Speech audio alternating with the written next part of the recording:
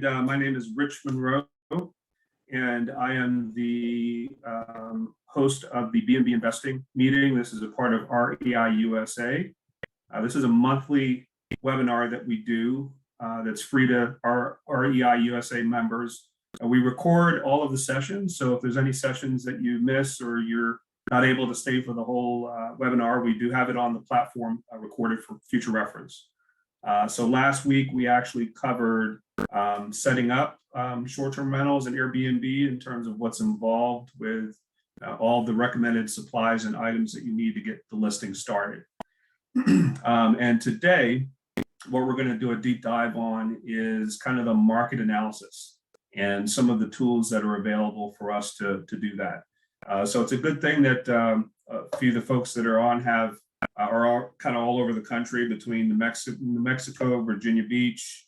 I'm in Atlanta, and we have properties in Tampa as well, Tampa, Florida, and then we have San Francisco on here. So we have a pretty good coverage of different parts of the country.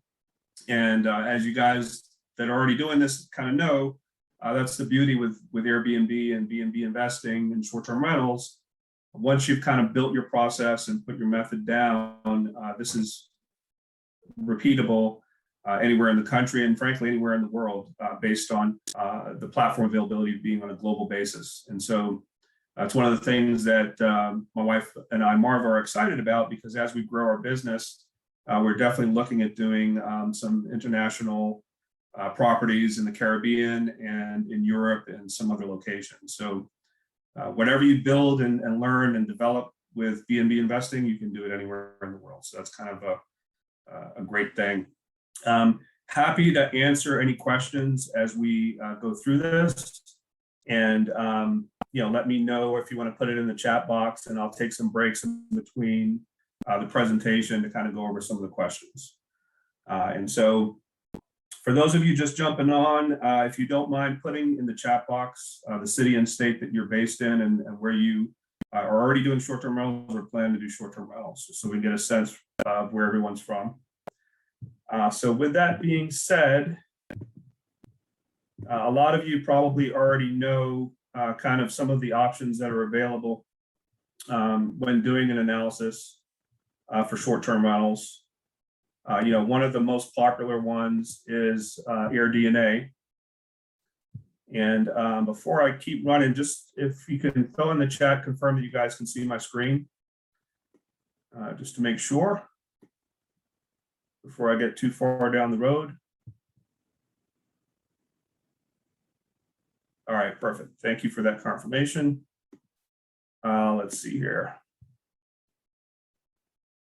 So as I was saying, most of the folks that are already doing short-term rentals or have been for a while, kind of the main solution that we typically look for in doing our market analysis is AirDNA.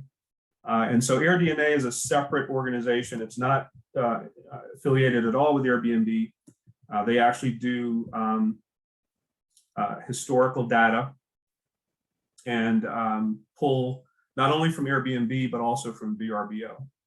And so what they're doing is basically constant data scrapes every few minutes, and they're archiving that historical data on the state level, country level, kind of all across the globe, based on capturing the nightly rates and the occupancy levels. And so when you're doing your market analysis, this is kind of a good starting point to understand, what's going on in the market and, what you can expect for rental revenue. And so this is kind of an overview of the Atlanta market. And it's showing us that it's kind of a B+ grade, assuming A, B, and C rating, based on the rental demand, revenue growth, seasonality, regulations, and investability. And right now, there's 9,800 active rentals that are in the Atlanta market. Most of them are entire home listings. There are still some private room listings. For those of you that are fairly new to the space, obviously private room and shared room listings have diminished given the COVID pandemic for the obvious reasons, to having locations that are shared with the host. So those types of listings have kind of gone down over the last year and a half or so. So most of the listings right now, kind of across the board, 85% of them are entire home listings.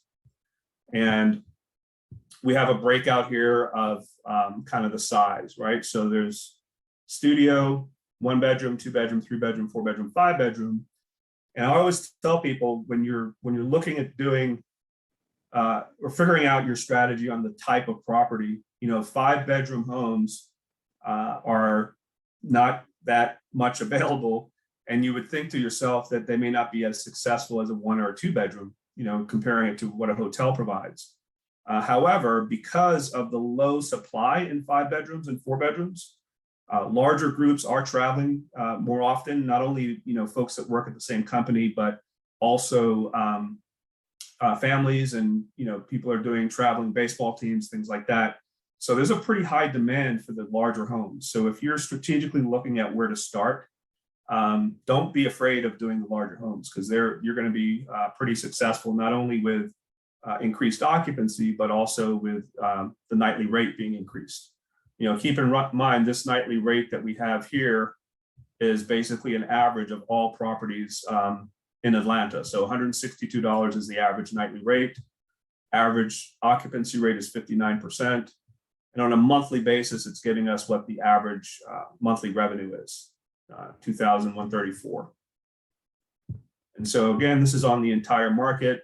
It's interesting also to see what the amenity breakdown is.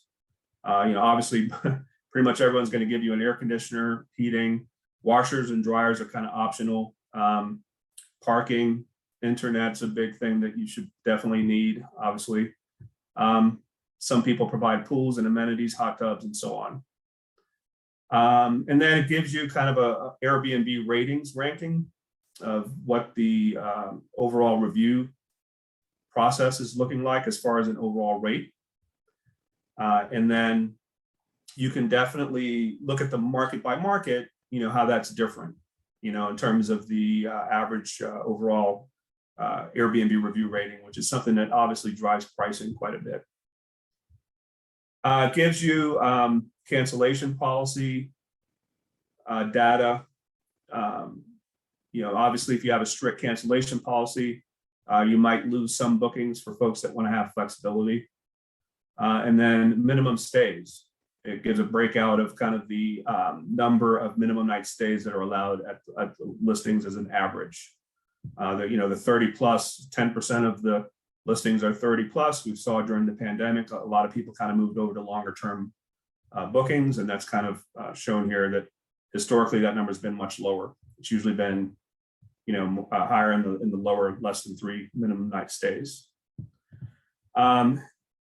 Someone was asking here, what's the average rate for a 4 bedroom? So, this tool is pretty cool because you can basically make changes to the number of bedrooms to see how that changes everything, right? So now I've changed it just to 4 bedrooms.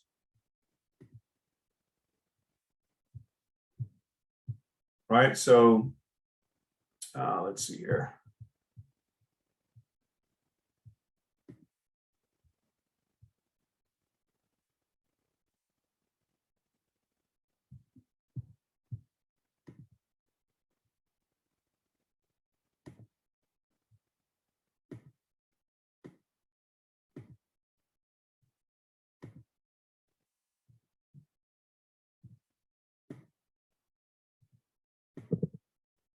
All right, it should change the overall average for us to show us just 4 bedrooms. So let's see here. All right, so this is where I need to change it here on this scale.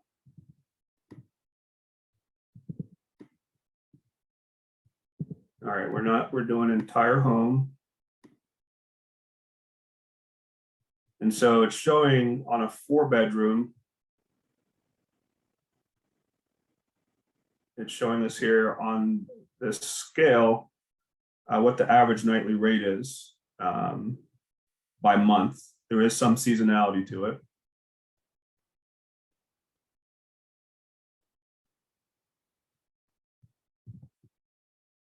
So let's see here.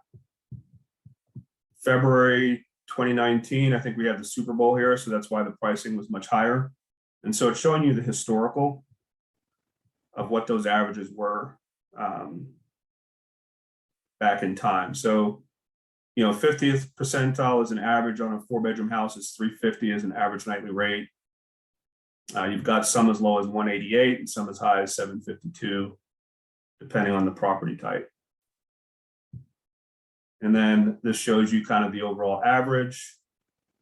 So you're back in June, you're at $350 as an average, and so on. You can also see the same thing based on occupancy. All right, so we want to look at 4-bedroom houses.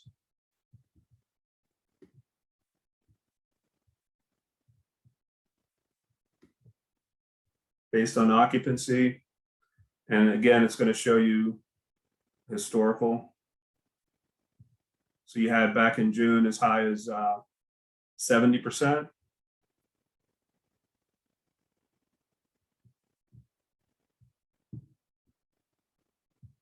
And then it shows you a comparison to shared rooms versus private rooms versus the all the different bedrooms. So you can dig into a lot of the different analytic tools here. You can look at the future demand in that market. You can change it based on how many bedrooms you want to go after. You can look at seasonality, right? So obviously there's some seasonality to it. Busier in the summer months, not as busy in the fall and winter months. And one of the things that's changed quite a bit is the booking lead time. Given the pandemic, people are booking in shorter timeframes now than 30, 40, 50, 60 days out into the future. And so it can show you that analysis as well.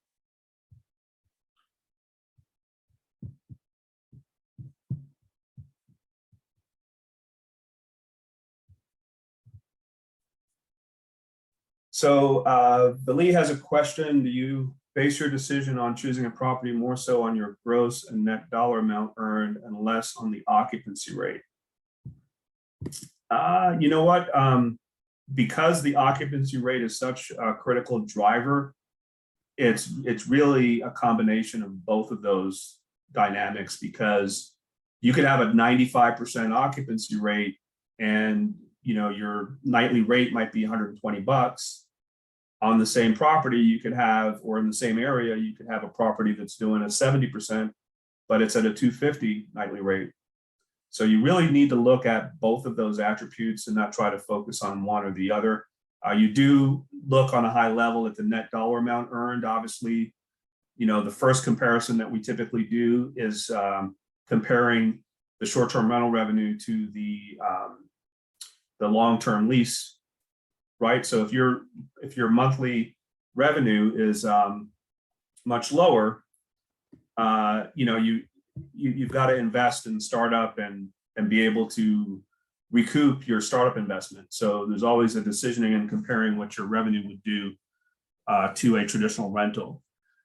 So let's look at, there's a section here that allows you to do a specific property and to look at the analysis on that. And so this is one of our properties here in Atlanta that I'll just plug in, since I do know firsthand what the history is on it. It's kind of the west side of Atlanta, and it is a 3-bedroom, 2-bath, and so we can say 6 guests.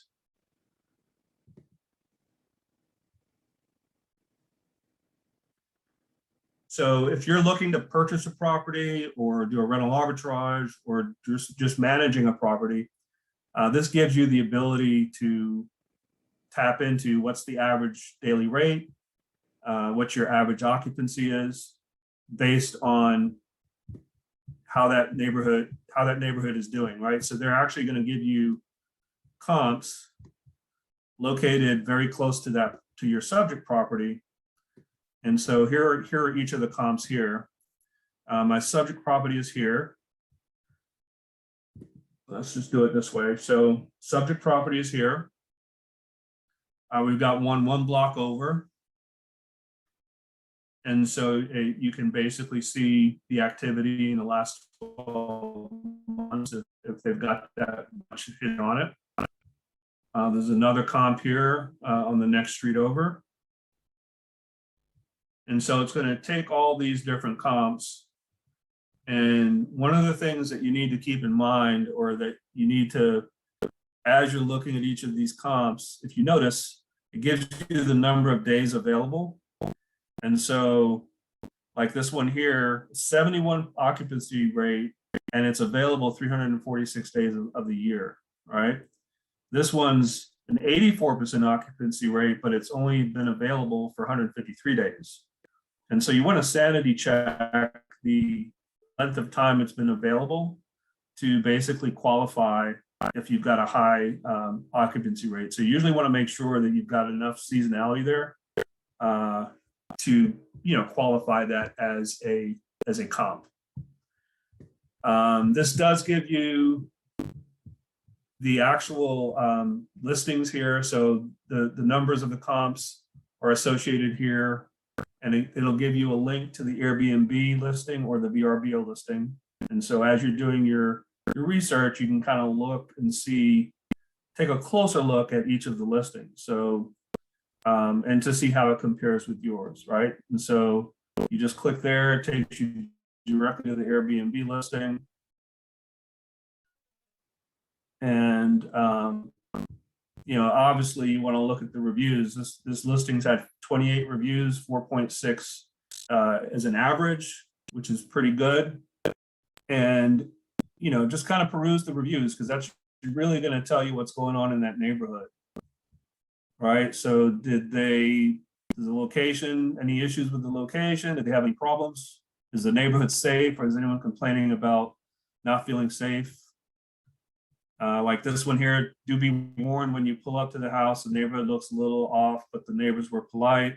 It got a little noisy after a certain time, but most part of the noise didn't get past 11 or so. I would stay again at this place. So again, if you're about to invest in a property, this gives you a good insight to basically understanding any potential problems other listings have been having, so that you're at least aware of it in your analysis.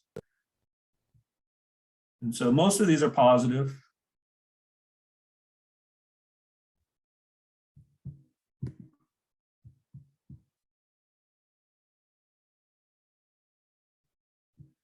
So again, it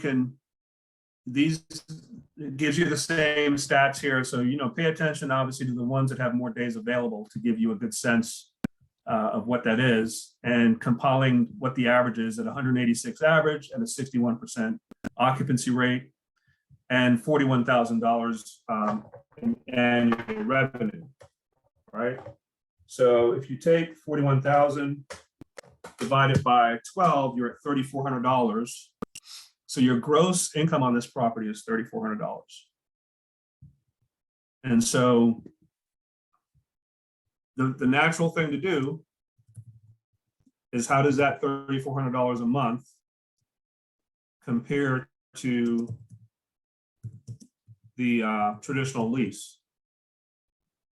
Right? And so you can do that obviously on Rent-A-Meter, or there's other tools that you can use out there just to get a sense.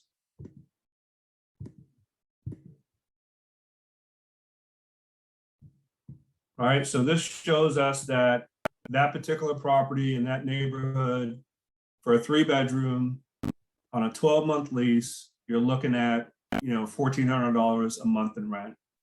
So compared to doing it as a short-term rental, you're going to clear $2,000 before expenses per month, right?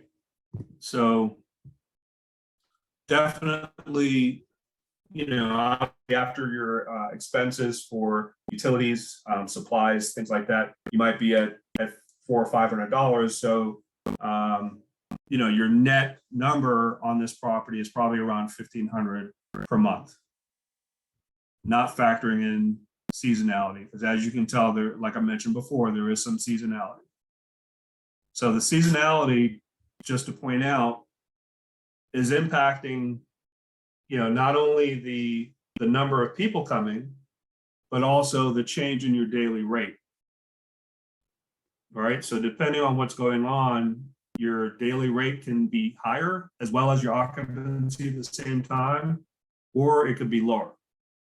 And so just kind of be aware, again, of those two moving pieces. This does give you some other kind of high level information. It shows the top properties in the Atlanta market by revenue. We've got several houses here that, again, like I was mentioning before, these are large homes, right? 7-bedroom houses, 5-bedroom houses, and these guys are doing close to $300,000 a year in revenue. Obviously, those with swimming pools do well.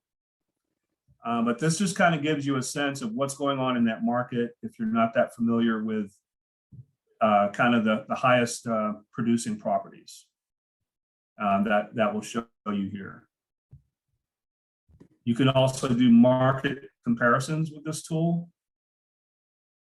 Look at different cities and or zip codes to kind of do a comparison. You can drill down to the size of the home and so on. And then you can also pull your listings into here that does a market analysis for you too. And then kind of keeps track of some of those key attributes. So it can help you make some pricing decisions as well, and showing you kind of what the comps are in the market. So that's AirDNA. If anyone is interested, I can send you kind of like a discounted rate. The way that they charge is based on area. And so the subscription is based on the city. So for example, you can get a monthly subscription just for Durham, North Carolina, and you can be able to analyze any properties in Durham, North Carolina. You can also do it based on the state as well. And so there is a subscription that's available. I can provide like a link that gives you a discount if you're interested. Please put your email address in the chat box and I'll make sure that we send that to you later. The other tool that we're going to cover is also giving a similar, but is more geared towards acquisition in terms of buying a property in the market. And so that product is called Mashvisor. So we're gonna do a deep dive on that one too here shortly. But before I do that, any more questions about AirDNA?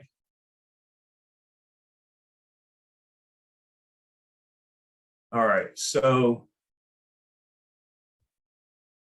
let's see here. I've got a question from Michelle. Can you explain a bit more of what BNB is? Absolutely. So I know we have folks that are brand new and folks that are already digging in and doing this.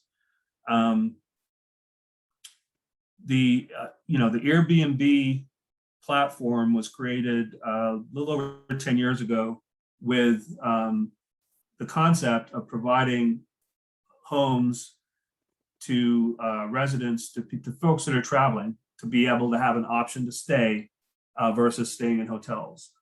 And it's actually taken off quite favorably because it is economically cheaper than staying in a hotel. And it does give the owners of properties basically the option to make revenue. So you have a lot of folks that might rent out several rooms of their home or a separate basement that generate revenue by doing short-term rentals. You also have investors that are, instead of doing traditional rentals, they're doing Airbnb. And the beauty of it is because it's taken on in such popularity, you can do this anywhere in the suburbs. It doesn't have to be in major cities. We do quite well with properties out in the northern suburbs and southern suburbs of Atlanta that are still maybe 45 minutes to an hour away from the airport and still away from the city. So it doesn't matter where the property is when you do this, you're still going to have some demand based on that. So another question, can it show for traveling nurses also? So this doesn't really give us that breakout. The AirDNA analysis is specific to what happens on the Airbnb platform and VRBO, and it's not really itemizing by the type of guest. So obviously travel nurses, there are platforms that are specific to traveling nurses. There's also traveling nurses that use Airbnb and VRBO, but this tool doesn't really give you that breakout. So let's see, Mark's got a question. Any horror stories, property damage or theft, how to try to prevent, rectify? So obviously, you usually hear the bad things that happen for folks that have had bad experiences as owners.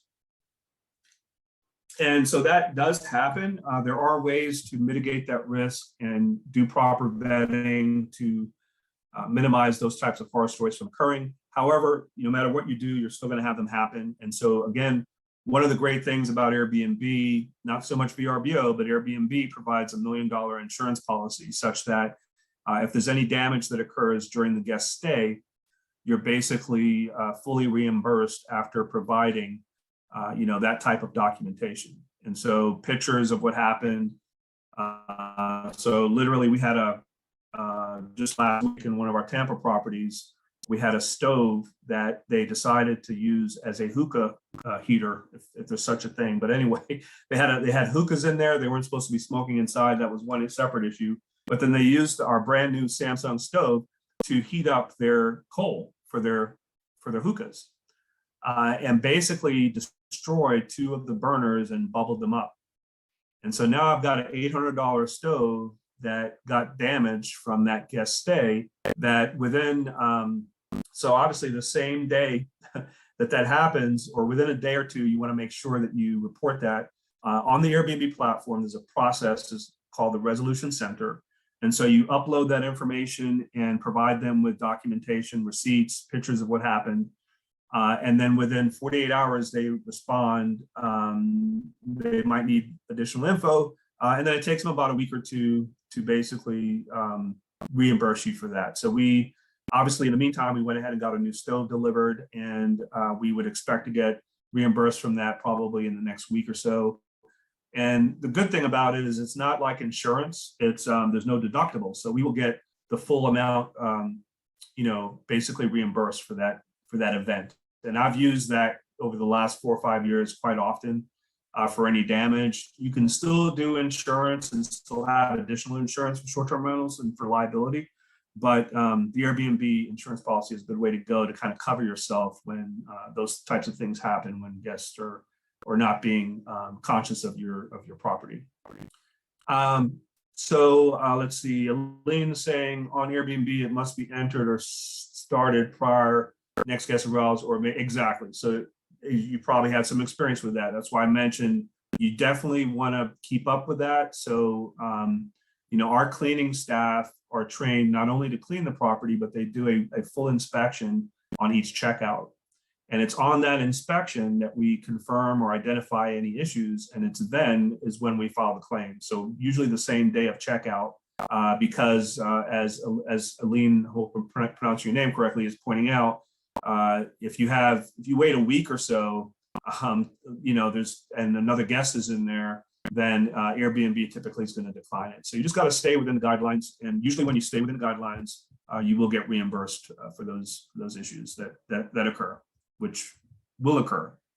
And so it's good to have that protection. There's some other options too for warranty programs and other things that you can do. But we've had great success with being able to use the Airbnb platform to do that. So let's move on to the next analytical tool. And it's called Mashvisor.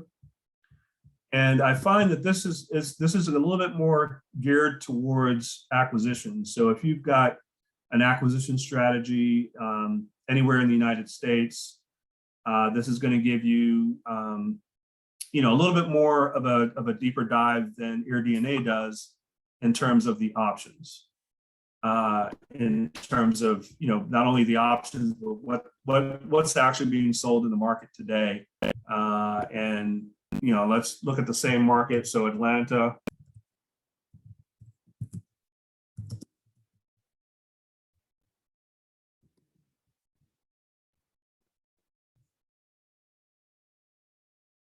So it's giving us basically a heat map that shows properties that are currently available. And it's giving us kind of a summary of those homes, not only for a traditional rental, but also for Airbnb. Right. And so we can also drill down to, similar to what AirDNA does, kind of gives us a count of how many properties are available and what that nightly rate looks like in terms of the average nightly rate as well as the occupancy. And so you can actually zoom in and get a good sense of what's going on in that neighborhood as far as options. And so it's kind of it's looking at how much it costs to buy that property compared to the amount of revenue it can generate, as well as showing you the cap rate. And then it also gives you the data for a traditional rental. So instead of having to hop over to Rent-A-Meter like I did before, you basically have this in one place. So as you're looking at the property, you can kind of flip from what is it doing for traditional versus what is it doing for Airbnb revenue, estimated rental income. It's looking at condos, it's looking at larger homes as well. And same thing here, we can actually plug in like an actual address. So let's do that.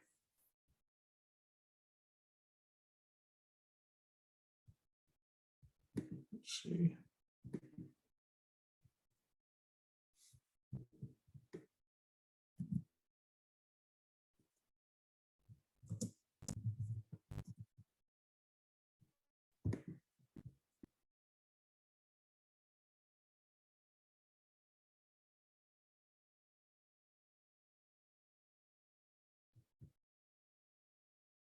All right, so it's pulling up, showing that that house is worth about $95,000. I think that's what it was sold at before the rehab was done. Then it also gives you like I mentioned before, the nightly rate for Airbnb compared to the traditional rental.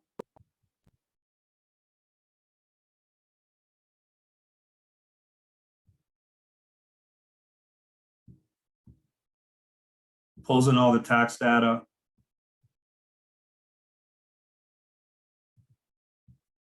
And this allows you to kind of customize and show, like on an annual basis, how it's going to do.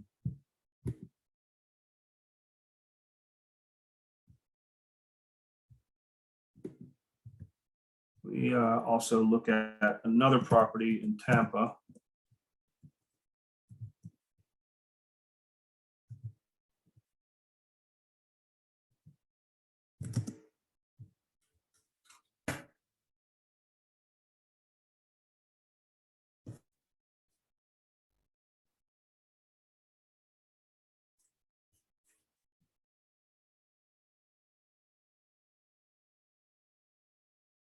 So for some reason, that one did not pull in for the same kind of revenue.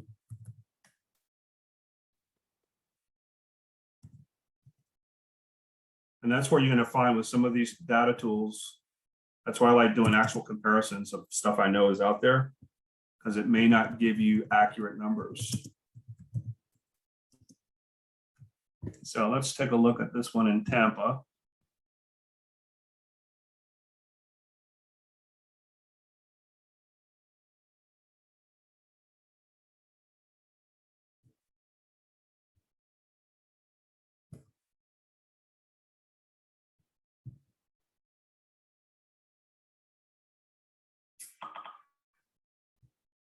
Yeah, so this one is it's a little more conservative than what I know to be true. However, it's pretty close. So the Airbnb income is showing at 1,800 a night instead of the traditional at 1,300 a night. You can view the neighborhood analytics like we did before, but it actually breaks it out for you based on the listings that they're comparing you to. So it's similar to AirDNA in that way, and then you can actually click on the Airbnb listing.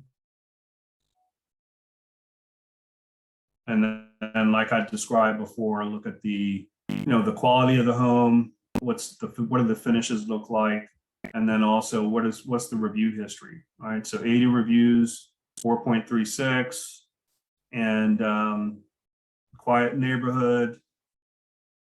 Just kind of pay attention to what that's saying as far as the neighborhood goes. Gives you the same thing with traditional rental. Some of the other, whether it's the size of the home and what the monthly rental amount is. And so it gives you a good overview of the market.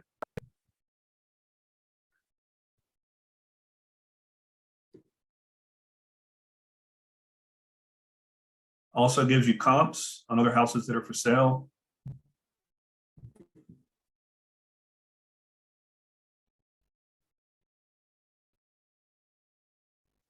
And then gives you some recommendations here based on what the market's doing.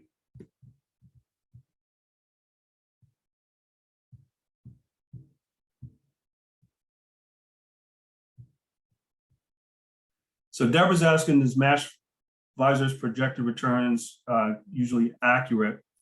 I would say that for all of these analytical tools, they're going to give you a good starting point.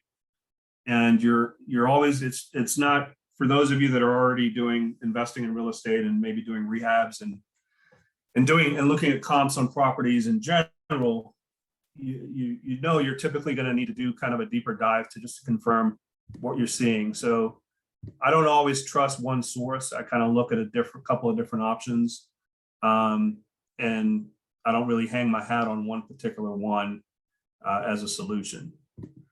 But I think these tools do give you a good starting point, to kind of have a high level summary of what that property is looking like.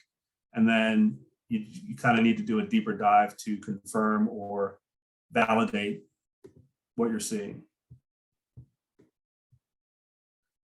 And so this is another property that I have in the north suburbs of Atlanta that is basically performing quite well based on the purchase price. So as you can see, they're saying it's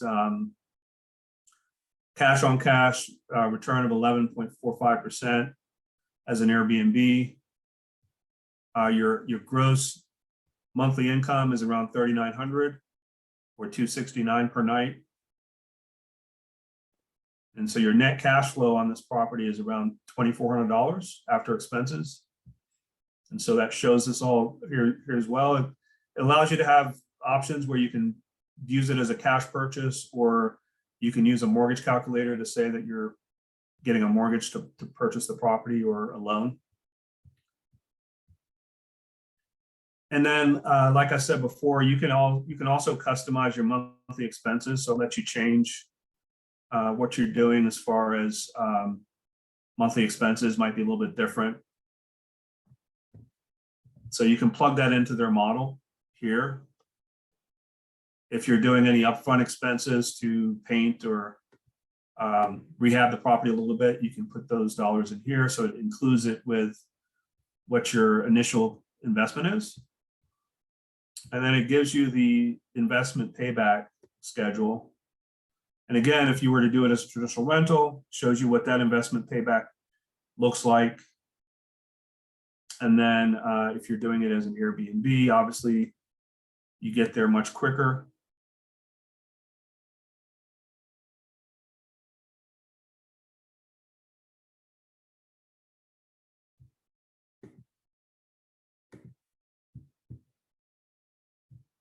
And then this also gives you properties that are comparable that you can look at as well. So if you're looking, for options, I think in the marketplace, without reinventing the wheel, you can use this as a good starting point. If you're looking so this house is located in Beaufort, I think you can actually look at the neighborhood, see what else is going on.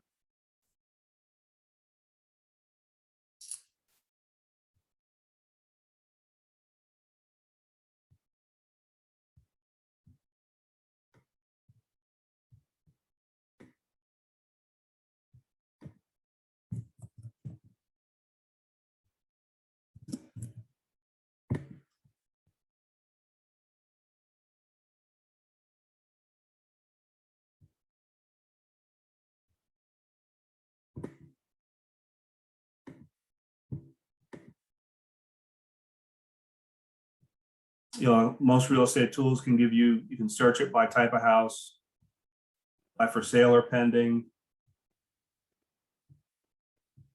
Say we just want to look at single family homes. You could do it based on the Airbnb rental income. Let's say, let's go crazy, 3,800.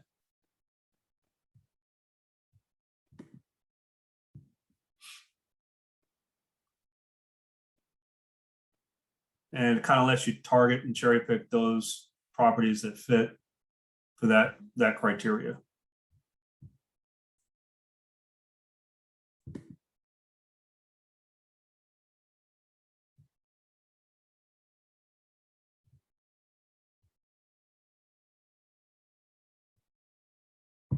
So again, I think if your acquisition strategy, you're trying to get aggressive, I think this is a good tool to use. And it kind of does a lot of that legwork for you in terms of the analytics. You can set certain cap rate criteria or payback periods, and kind of have your acquisition strategy based on what that looks like. I think this also gives you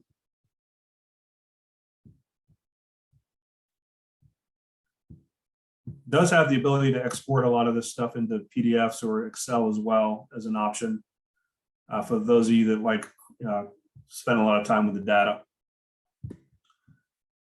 So any other questions on MashVisor? It's pretty straightforward. I think it's a little bit slightly different twist compared to AirDNA. But I think, again, from an acquisition standpoint, is a good tool to use. Same thing on MashVisor. If you guys are interested, send me your email address. If you've already sent me your email address for AirDNA, I'll use that same one. But I have a link that you can get a discount they have a subscription-based service as well, similar to AirDNA. But if you're going to get serious about investing in Airbnbs and short-term rentals, you definitely want to use one or two of these tools to kind of help you with that analysis. And so Mark was asking, do you use doorbell camera, noise detectors, keyless entry? So yeah, absolutely. One of the big things in this space, obviously, is to have the use of technology to automate a lot of what we do. I mean, we currently have 35 listings, 15 or 16 are in Tampa market, and the rest of them are in the Atlanta market. And so without the technology, it's really, you've really got to be able to have the ability to scale. And so the technology does give you that flexibility, right? So every single property has electronic locks on them that are integrated directly with the booking platforms. And so each guest gets a code from a security standpoint that's unique to them and only works from the time they check in to check out. And then, of course, we have different codes for whether it's the cleaners or the maintenance or anyone else that accesses the property to kind of track who's coming and going. We use a variety of different types of cameras, not typically the doorbell cameras. We usually use outdoor cameras that are for outdoor surveillance that are strategically positioned in the outdoor for the front of the home or the back of the home to monitor and kind of keep a look at what's going on. One of the other things that that Mark mentioned, as well as the noise detection devices. And so noise detection devices are used basically to, they don't record sound, but they measure the level of the noise and allows you to have an alert system in the event that you're basically having to, be responsive at what we call quiet times, right? So we tell our guests from 10 p.m. to 8 a.m. We don't want to disturb the neighbors. And so we can have an alert if it's at 1 o'clock in the morning that lets us know there's a loud noise. It could be a continuous noise, like a music playing. It could be a large number of people in the room talking. But in either case, it allows us to be proactive so we can message the guest and just kind of confirm, want to make sure everything's okay. We've noticed there's a loud noise, want to not disturb the neighbors, so on and so forth. So it gives us the ability to reach out to them before waiting for a neighbor to call and complain and cause, other issues with complaints and such. So one of the other things that tool does is it actually counts the number of people that are on the Bluetooth or the Wi-Fi connectivity. And so you can set, if it's a 3-bedroom house, you can set the maximum number of devices that are allowed in that house.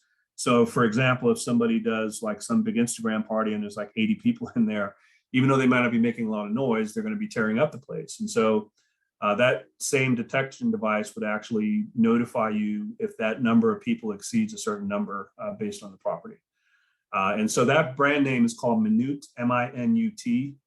And it's the other device that's very similar to it that's also for noise detection is called Noise Aware. And so between those two, Noise Aware and Minut are the two options for noise monitoring. On the cameras, the cameras are ranging from either the Nest or Ring, or the most popular. There's a variety of other types of cameras that you can look in the marketplace. The door locks, we usually use Remote Lock or Yale. There are Wi-Fi connected locks that you can get to basically integrate directly with the platform. And so those are the few different options. We also obviously use thermostats to monitor and make sure that people aren't putting the temperature too cold, and obviously if the property is empty, that we're not sitting and having it left there as a freezer. And so we can monitor the thermostat remotely as well, and also kind of set limits to control utility bills, right? So that we're not having those utility bills kind of go crazy and dig into our profit. So from technology standpoint, that's pretty much all the different things that we currently use. I mean, there's other things that we use for guest communications. There's what's called a channel manager that allows you to automate messaging. Again, to scale, we have a lot of virtual assistants that handle most of our guest communications, and that's done on the channel manager. The channel manager also allows you to basically integrate your bookings so that you can have your bookings on multiple platforms. So one of the channel managers we use is Guesty, and here it's not going to let me log on the screen for some reason, but it gives me the ability to put that same listing onto Airbnb, VRBO, Booking.com, Expedia. There's a lot of different platforms besides those two to kind of maximize and be able to get as many bookings as possible from different platforms. And so that particular channel manager will allow you to post your listing on multiple sources to maximize occupancy, and then also not conflict with the calendar or anything like that. One of the other tools, which is a big one, is pricing. And I think we had a whole session, I think a few months back that might still be recorded, where we basically looked at the pricing analysis and the tools that are there as options. And basically the tools push the pricing methodology to the platform, but it allows you to do different things with discounting and changing your rates and so on.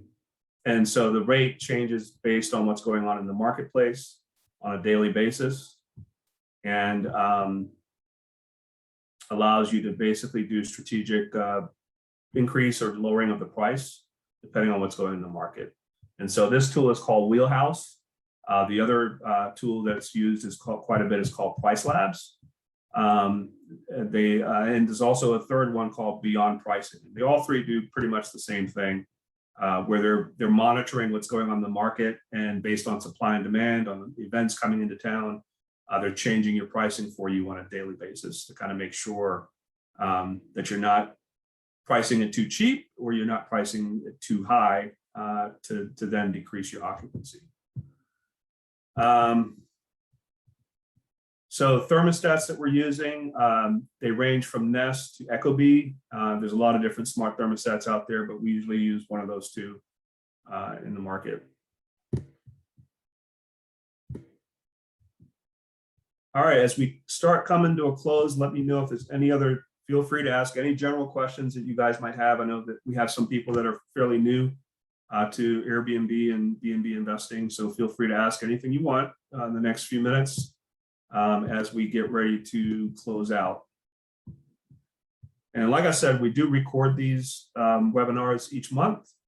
And so if you'd like to go back and reference some of the other ones, we've actually had one of the sessions where we had a representative on from Airbnb that was talking about some of the things they're doing strategically that's new on the Airbnb platform.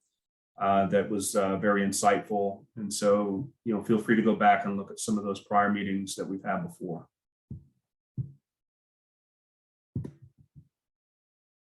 So if we are exhausted, all right, does Guesty still require a minimum number of properties to start? I think it was 3 or 5. Yeah, so Guesty is one of the platforms that typically you won't be able to use it unless you are using multiple listings. And so they typically look at having 3 or more or what have you. They're pretty flexible on that though. So if you have 2 listings, for example, and you're about to do a 3rd or a 4th, they're usually pretty flexible and can grow with you. So if you're a few months away from getting that 3rd or 4th listing, they're not that strict about it. And so, that's another angle. There are a few other, there's another platform called Your Portal that doesn't require a minimum. That's not as robust as Guesty, but it does give you some of the same type of tools that allow you to do that. So that's another option, Your Portal.